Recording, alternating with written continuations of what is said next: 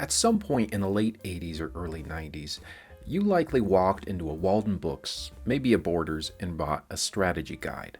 Or maybe, like me, as a teenager strapped for cash, you didn't buy it. You just stood there and studied it and committed to memory what you would need later. Now, that guide could have been for Zelda, maybe Final Fantasy, maybe Myst. Whatever it was, you were not alone. There were millions of players that at some point hit a wall and reached for something outside the game.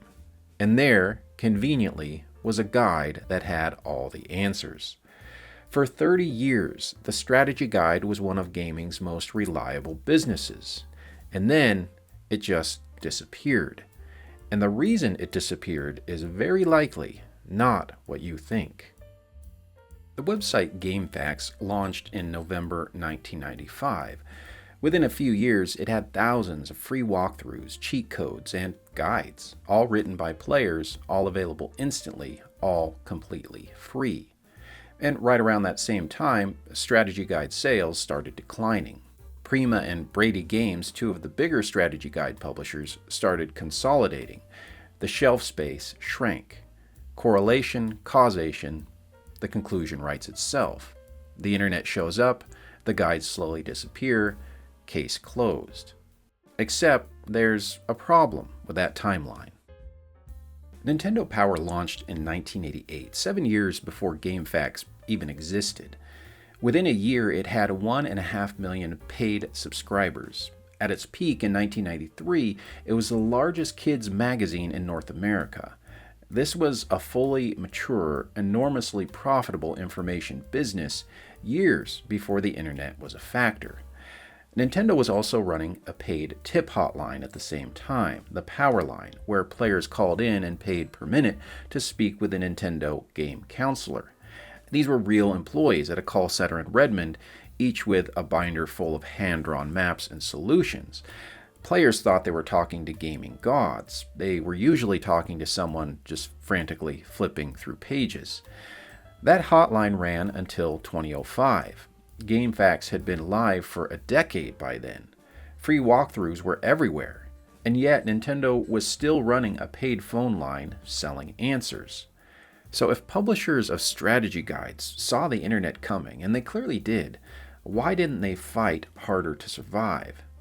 The answer is that guides weren't really what they appeared to be. Strategy guides weren't solving a problem.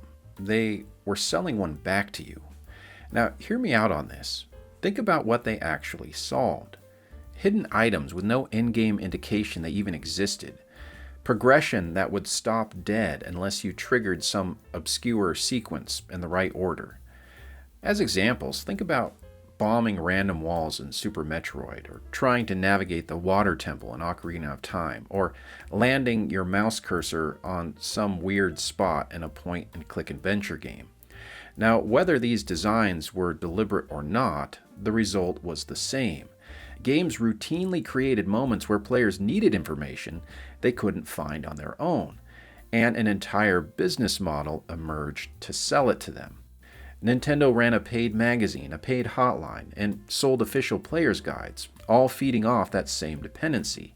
Third-party publishers like Prima and Brady Games built their entire business around it. Usually on day one of a game's launch, retailers stocked the strategy guide alongside the game. The whole arrangement worked because information was scarce. The player had the game, the industry had the answers. They weren't just selling you the game, they were selling you access to understanding it. But here's the thing, it was the design that created that model that would eventually start to kill it. The system started weakening before anyone clicked on GameFAQs.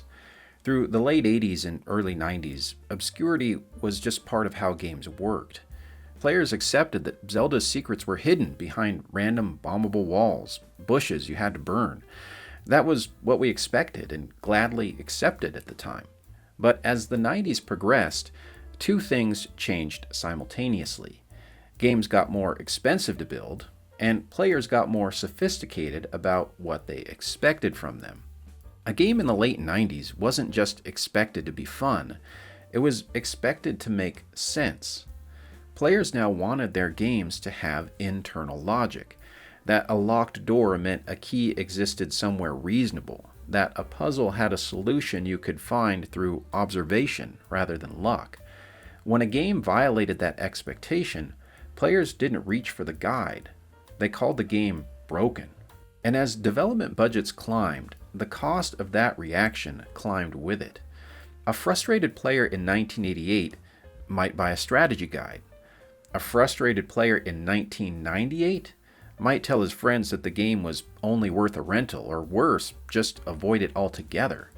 Once that became the standard, the incentives that drove the strategy guide economy started to crumble.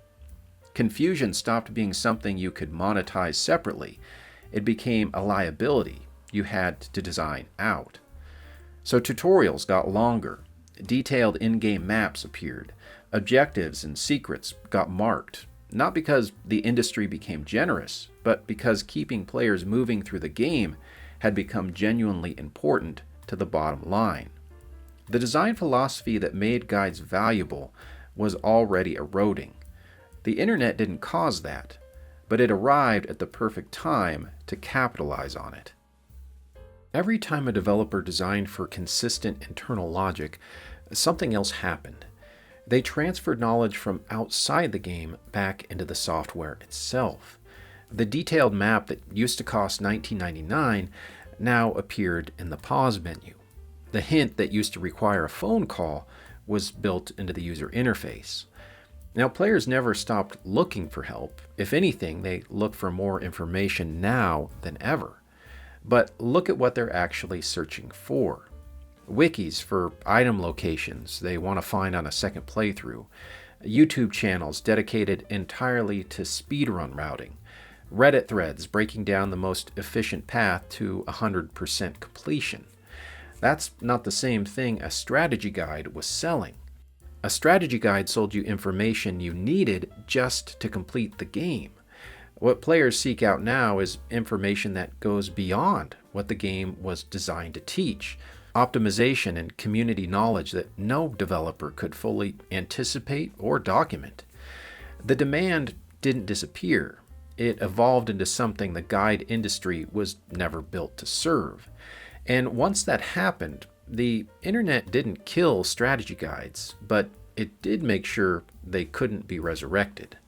Prima and Brady Games, two of the most dominant guide publishers in the US, merged in 2015. 4 years later, Prima shut down its publishing operations entirely. Their parent company cited a significant decline in the sector. An operation that had produced roughly 1,400 guides across 5 console generations was gone. Here's where the internet narrative gets the story backwards. What the industry had wasn't just knowledge, it was control over access to it. But that control was already starting to slip before the internet went mainstream. Players had gotten sophisticated enough to recognize the difference between a puzzle that rewarded observation and a puzzle that rewarded owning the strategy guide. Once players started making that distinction, manufactured obscurity stopped being a feature and became a complaint. The internet finished the job, but the conditions that made strategy guides necessary were already being designed out of the equation. Players never stopped needing help. We still look for it, and the demand is likely bigger than ever. But what changed is the type of help we're looking for. The strategy guide business model needed 2 things to survive: players who accepted confusion as normal, and a game industry willing to keep providing it. By the late 90s, neither was true anymore. Strategy guides died because we rejected the kind of information they were selling. The internet was the executioner, but the sentence had already been handed down. So now I'm curious to know what you think killed strategy guides. Was it the internet, or was it developers deciding they needed to design games differently? Let me know which one you think mattered more. And if you made it this far, as always, thank you so much for watching.